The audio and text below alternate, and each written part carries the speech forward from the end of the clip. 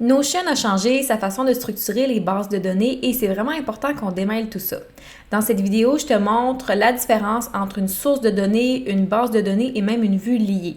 Donc, pour que tu puisses prendre des bonnes décisions sur comment structurer ton espace de travail et je te donne aussi des conseils sur quoi faire et ne pas faire avec tout ça. Donc, premièrement, je vais te montrer la différence entre une base de données originale et une vue liée d'une base de données. Donc, ça, c'est rien de nouveau. Donc, si j'ajoute une vue table, donc ici, vue table, base de données, bien là, je vais créer une nouvelle base de données. Donc, je vais l'appeler tâche, par exemple, et là, je pourrais lui ajouter des propriétés, donc la date, l'état. Je vais m'en tenir à ça juste pour l'exemple. Donc ça, c'est vraiment une base de données originale, une nouvelle base de données que je viens de créer. Et dans mon espace de travail, après ça, je peux venir ajouter autant de vues liées de cette base de données-là que je veux. Donc, dans n'importe quelle autre page, je m'ajouterai aussi un bloc. Et si j'écris vue liée, là maintenant, c'est écrit de la source de données au lieu de base de données. Et je reviens à ce point-là tantôt. Donc, une vue liée. Et là, je reprendrai tâche, la base de données que je viens juste de créer en haut ici.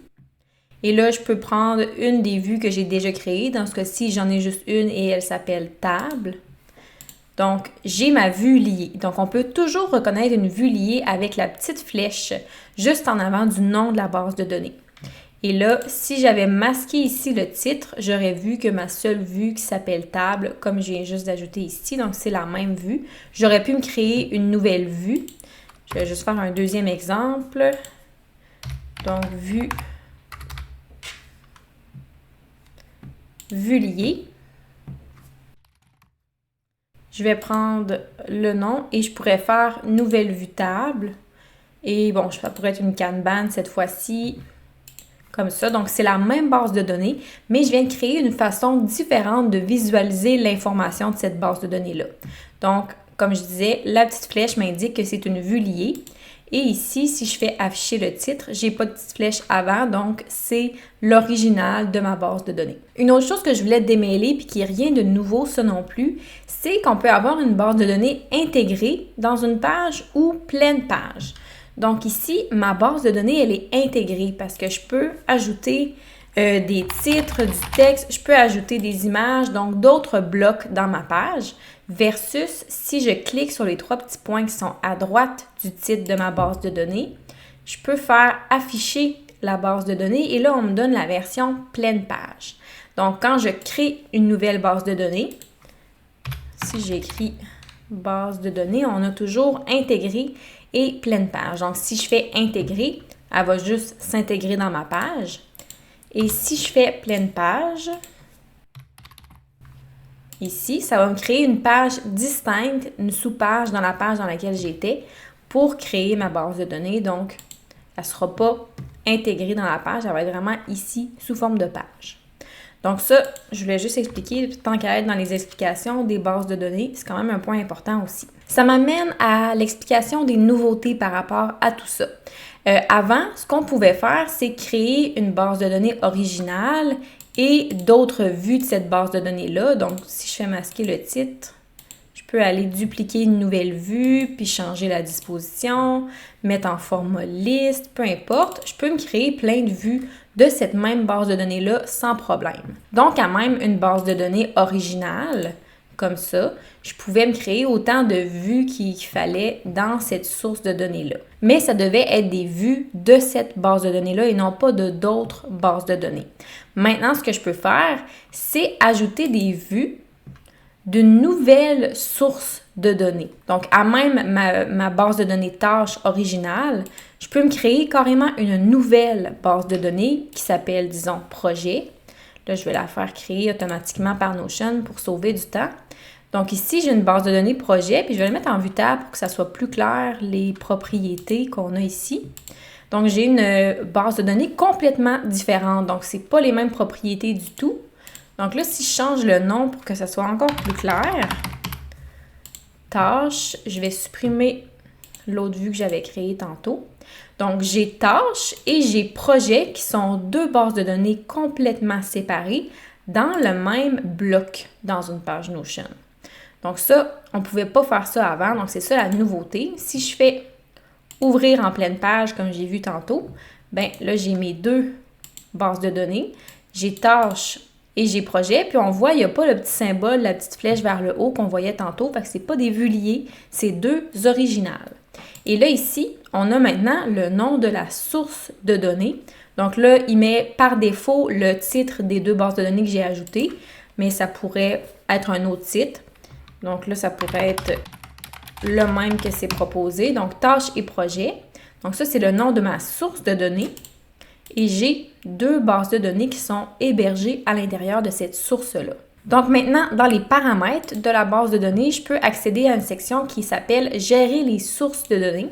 Donc on voit, on a source tâche qui contient une vue et projet qui contient aussi une vue. Puis je pourrais ajouter une source de données, donc carrément créer une nouvelle base de données dans cette source-là ou lier une source de données existante. Donc oui, je peux ajouter une vue liée d'une autre base de données qui est complètement séparée de tout ça, ce que je te conseille de ne jamais faire. Donc, si tu décides d'utiliser cette façon-là de faire, donc d'héberger dans le même bloc tes bases de données, mais juste des originales, donc même pas des vues liées. Parce qu'en fait, ça pourrait devenir vraiment mêlant à savoir c'est quoi qui est une vue liée, c'est quoi qui est une originale base de données. Ça va vraiment compliquer les choses, donc moi, personnellement, je ne ferais jamais ça. Je t'ai monté un petit mind map pour essayer d'illustrer tout ça. Donc ici, la source de données, c'est ce qu'on voit ici, tâches et projets. Et on a, dans cette source de données-là, autant de bases de données qu'on veut. Donc là, j'en ai mis 3 dans le schéma ici.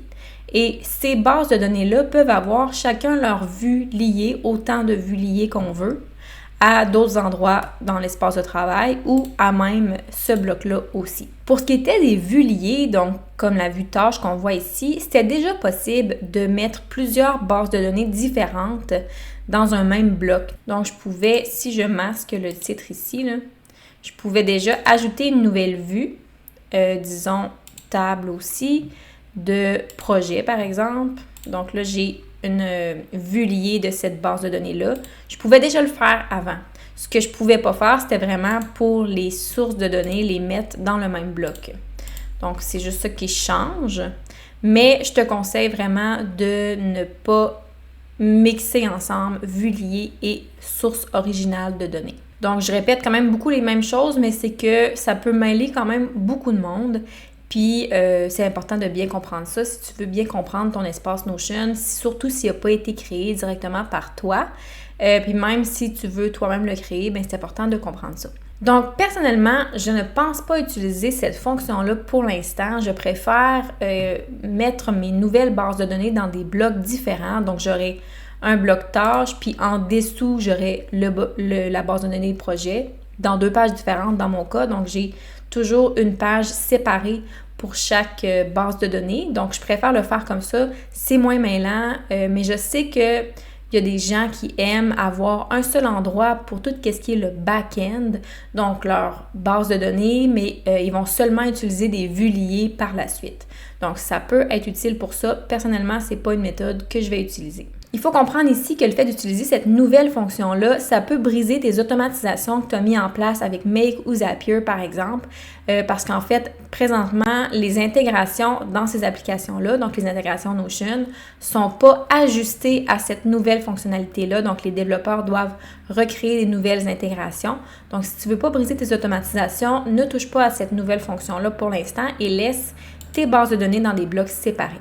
Une chose importante à savoir aussi, c'est que si tu donnes permission à quelqu'un, donc je vais ouvrir en pleine page, si tu fais partager puis que tu ajoutes des invités ou des membres, en fait ça va être surtout pour les invités où ça va changer quelque chose, si tu ajoutes des invités à ta base de données, ça va donner accès à toutes les sources qui sont dans ce bloc-là. Donc, si tu veux donner seulement accès à tâches, mais que projet est ajouté dans le même bloc, ça va donner accès à projet aussi. Et aussi, en mixant des sources de données ensemble, donc tâches, projets, contenu, peu importe, ben si tu supprimes quelque chose, il y a un petit peu plus de danger d'aller supprimer une autre base de données par erreur. Donc, le fait de les garder séparés, ben t'évites ce risque-là. Notion a aussi monté ce petit schéma-là pour expliquer ce concept-là. Personnellement, je le trouve peut-être un petit peu plus mêlant, mais peut-être que toi, ça va être la façon où tu vas mieux comprendre le concept. Donc, je te laisse ici si tu veux le prendre en capture d'écran. Donc, si je reviens sur tout ça, c'est vraiment important de faire attention à cette nouvelle fonction-là. Donc, c'est pas nécessairement parce qu'il y a une nouvelle fonction qu'on doit absolument l'utiliser. Donc, dans ce cas-ci, ça va dépendre de tes préférences et de ton aisance avec tout ça. Mais il faut quand même faire attention. Merci beaucoup d'avoir écouté jusqu'ici et n'oublie pas de t'abonner pour plus de contenu. À bientôt!